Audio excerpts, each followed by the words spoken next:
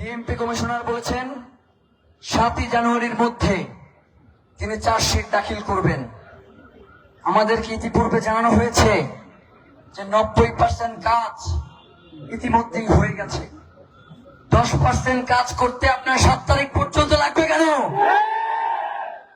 আগামী 3 দিনের মধ্যে আপনাকে চার্জশিট দাখিল করতে হবে। আমরা কোন দ্রুততম সময় বলতে কিছু বুঝি না। আগামী 26 কার্য দিবস, 30 না, আমরা 30 গণনা আগে থেকে শুরু করছি। আগামী 26 কার্য দিবসের মধ্যে এই বিচার কার্য সম্পন্ন করতে হবে। আর একটা কথা বলেছে, এই খুনি তারা প্রয়োজনে বিদেশ থেকে নিয়ে এসেও এর বিচার করবে। এই খুনের সব থেকে ছোট গুটি হচ্ছে যে এই গুলিটা করেছে। এর পিছনের রাঘব বোয়াল কারা আমরা জানতে চাই। ওসমান হাদিকে শুধু এই শুটার নিজ উদ্যোগে খুন করে নাই আমরা জানি। আমরা কেউ বোকা না ভাইয়েরা। তার খুনিকে শুধু নিয়ে আসলেই হবে না, এই খুনের পিছনে কারা কারা রয়েছে আমাদেরকে জানাতে হবে। তদন্তের কথা বলে আপনারা যাদেরকে পার করিয়ে দেওয়ার চেষ্টা করছেন তাদেরকে আপনারা পার করাতে পারবেন না ভাইয়েরা। তাদের কথা, সুন্দর সুন্দর কথা শুনলে মনে হয় না যে অবরোধ ছাইরা বাসায় চলে যায়? খুবই তো সুন্দর মিষ্টি মিষ্টি কথা। আমরা কি বাসায় যাব? আমরা কি বাসায় যাওয়ার জন্য এখানে আসছি? ভাইয়েরা, আমরা ইনকিলাব মঞ্চ থেকে এখানে যা সিদ্ধান্ত নেই, এগুলো শুধুমাত্র যে আমি একা সিদ্ধান্ত নেই ব্যাপারটা এমন না। পুরো টিম বসে সার্বিক পরিস্থিতি পর্যালোচনা করে এরপরে আমরা সিদ্ধান্ত নেই।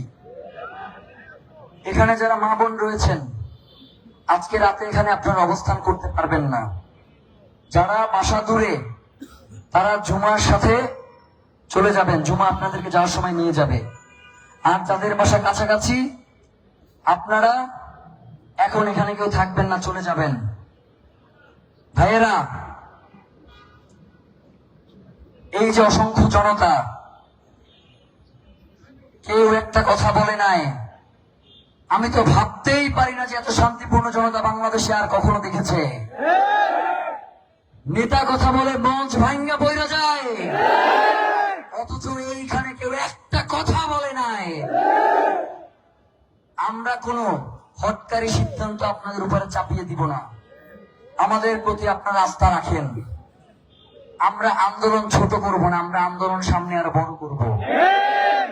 আমরা প্রথমে সংবাদ সম্মেলন করেছি, এরপরে বিক্ষোভ মিছিল করেছি, এরপরে শাহবাগে অবস্থান নিয়েছি, শপথ করেছি। আজকে আমার কথা শেষ না হওয়া পর্যন্ত কেউ না করবেন না, কথা শুনবেন এরপরে না কইরেন। আজকে আমাদের যারা ভাই বোন চলে আসছেন না, আপনারা আজকে হচ্ছে বাসায় চলে যাবেন, কথা শেষ করতে দিবেন, মন খারাপ করবেন না, বাসায় চলে যাবেন।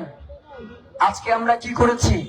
শুধু শাহবাগ অবরোধ করেছি না, আগামীকাল সকাল 11টা থেকে বাংলাদেশের 8 বিভাগে অবরোধ কর্মসূচি ঘোষণা করছে। ওসমান হাদির রক্তের সাথে কোনো আপোষ চলবে না। আজকে এখানে যে জনতা আসেন, আগামীকাল আপনার ভাই এবং বন্ধুদেরকে নিয়ে আসবেন, পারবেন না? আমরা কি শাহবাগ ছেড়ে দেব? আগামীকাল যদি আমাদেরকে কেউ এই শাহবাগে বসতে বাধা দেয়, তাদেরকেও আমরা দেখে নেব, ছাড়ব না। ওসমান হাদির খুনের সাথে কারা কারা জড়িত জনতার সম্মুখে প্রকাশ করা না পর্যন্ত আমাদের অবরোধ চলছে। এখন আপনারা কি সবাই একসাথে চলে যাবেন? না, আমরা কেউ এইখান থেকে ত্রিপলও নিব না, কম্বলও নেব না, ফেস্টুনও নেব না।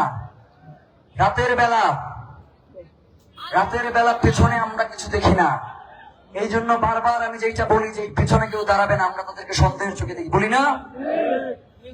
শত্রু তো কাপুরুষ, সে তো সামনে থেকে আক্রমণ করতে ভয় পায়, যার কারণে সে বারংবার পেছন থেকে আক্রমণ করার চেষ্টা করে।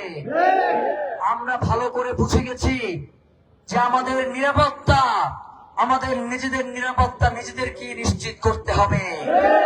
পুলিশ আমাদেরকে নিরাপত্তা দিবে না, কোন গোয়েন্দা বাহিনী আমাদের জীবনের নিরাপত্তা দিবে না, আমাদের নিরাপত্তা আমাদের মাধ্যমে নিশ্চিত করতে হবে।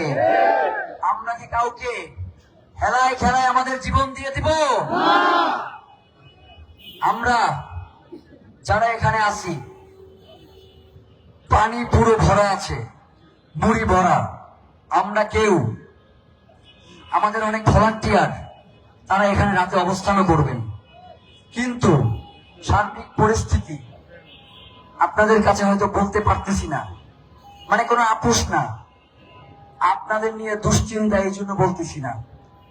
শোনেন ভাই, শহীদ ওসমান হাদি যেই দিন গুলি খাইছে, ওই দিন থেকে আমি আমার বাপ মায়ের ফোন ধরি না, কারণ তারা তো তার সন্তানের জন্য মায়া করবে। আমার বাপ মায়ের ফোন ধরি না, আর উপদেষ্টারা কিভাবে আমাদেরকে আপোষ করবে? ভাইয়েরা, আগামীকাল 8 বিভাগে এই অবরোধ কর্মসূচি করবার জন্য বাংলাদেশের সকল জনতাকে উদারত আহ্বান জানাই। সকাল 11টা থেকে সন্ধ্যা 6টা পর্যন্ত আমাদের অবরোধ কর্মসূচি চলবে।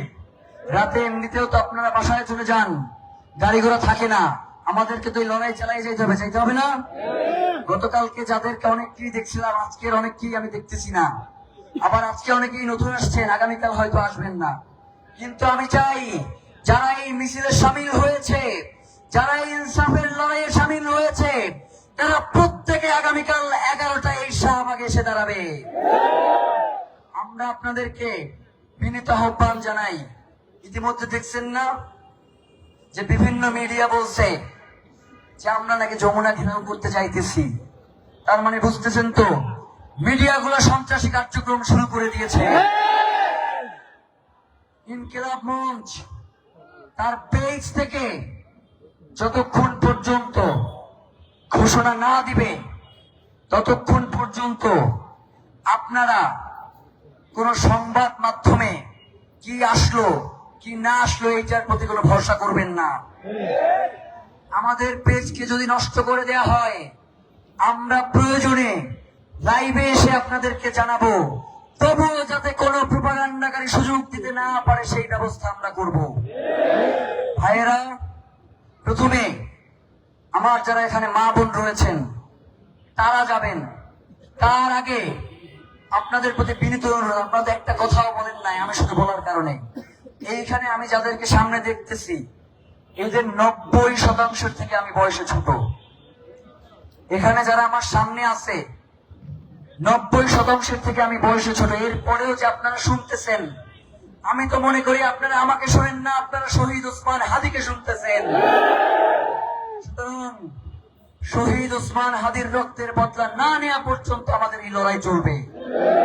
আমরা কোনোভাবেই কারোর সাথে আপোষ করব না। এই যে আজকের যে সিদ্ধান্ত না আপনাদেরকে চলে যাইতে বলছি, এইটা উপদেষ্টাদের সাথে কথা বলার সময় বলি নাই,